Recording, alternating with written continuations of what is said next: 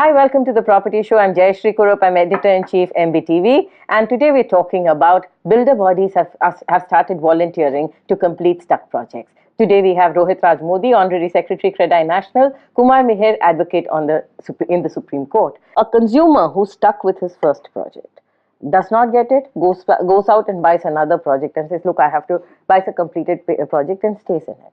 Now that consumer says, I don't want to continue with the first project, you have revived that project. When does that consumer stand to get back his money? And what rate will he get? If the consumer has, let's say, gone into an agreement to sale with the developer, then let's imagine has paid 40 or 50, 60% payment. And because of the delay, has gone ahead and bought something else. So then obviously the consumer is somebody who has financial wherewithal to have invested again into another project because of his needs or her needs. Okay, and this first project gets revived and moved towards completion.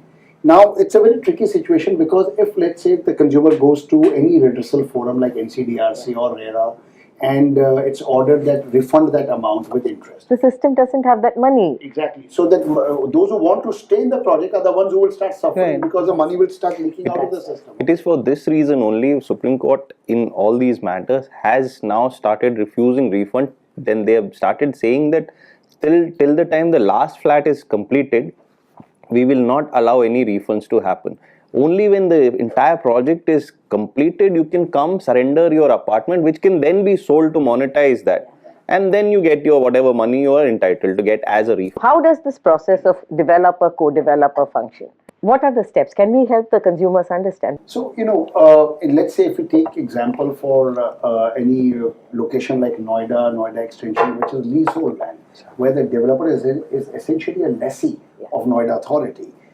He requires permission of the authority. He cannot make anyone else as a partner into the organization to run the project without the permission. So first and foremost, we require an enabling policy to be in place. Now that enabling policy must allow a co-developer to come in. There must be certain credential check of the co-developer's experience, financial wherewithal, etc. Because you don't want a repeat of the same situation, right? And then it is important that it is given that the co-developer which is coming in would be responsible for the completion of the project, which has got X rupees as value of unbilled. There will be Y rupees, which is the receivable that has to come in. All of that happens into an escrow mechanism, okay?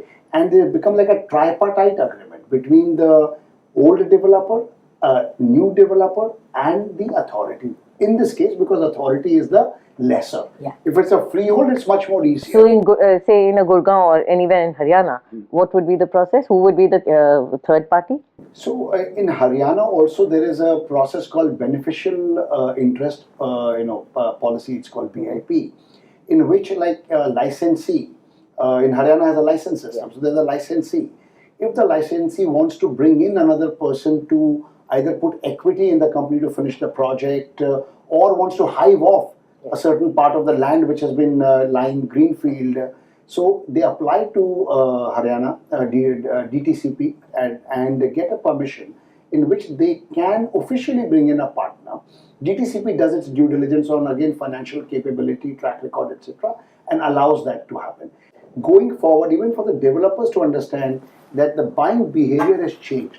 Earlier, the developer would depend on the cash flow of the buyer to build the project. Today, financial closure is a must. So the structures must allow for a financial closure. What are the legal implications on the consumer when there is a co-developer? There is no clear policy today. So unless we have everything in white and black, we don't know where we stand as a consumer. So we would like that policy to understand what are the rights and liabilities of the original builder, what are the rights and liabilities of the co-developer. And this was one of the problems where this experiment in Amrapali failed, because remember, Amrapali also bought someone like a Galaxy, etc., to be brought in as a co-developer to finish his projects. But subsequently, because of this uncertainty as to what rights this co-developer will have, they backed out, right? So therefore, as a buyer, we are not very clear unless something in writing comes which delineates the rights and liabilities of the co-developer.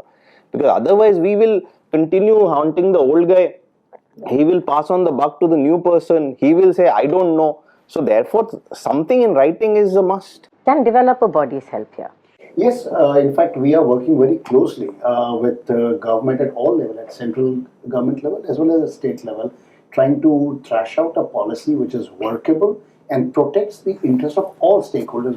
We have to be cognizant that interest of the home buyer, which is paramount, but it's no more than the interest of the banks and institutions and the developer himself.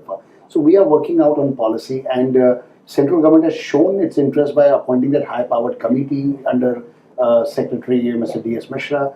All of this is leading to rapid solution. As you said, it's an economic indicator industry, and I think government recognizes that.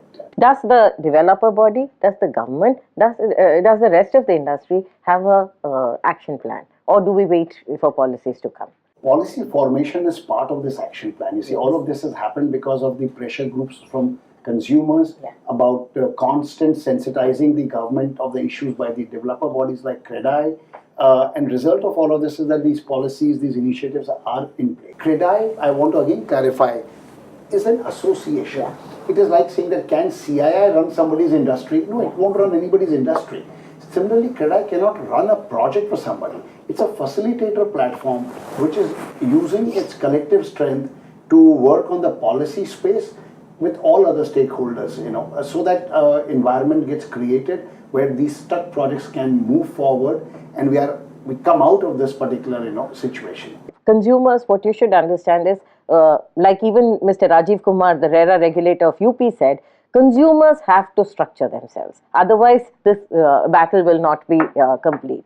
The second thing is that when you're structuring yourself, please understand that for this, today everybody is trying to get the project moving. To complete the project, everybody has to take a haircut. The consumer has to put something in there. The developer has to put something in there. So do the authorities. They also have to take a haircut, as have the financial institutions. We are far from that situation today. But I think the good news is that the entire system seems to be moving towards a solution. And we have seen that in many cases, the consumer is fast losing patience, but he's become less belligerent. He's become more, more conciliatory. And all RERA authorities as well as Supreme Court, I think, is today looking towards conciliation rather than confrontation.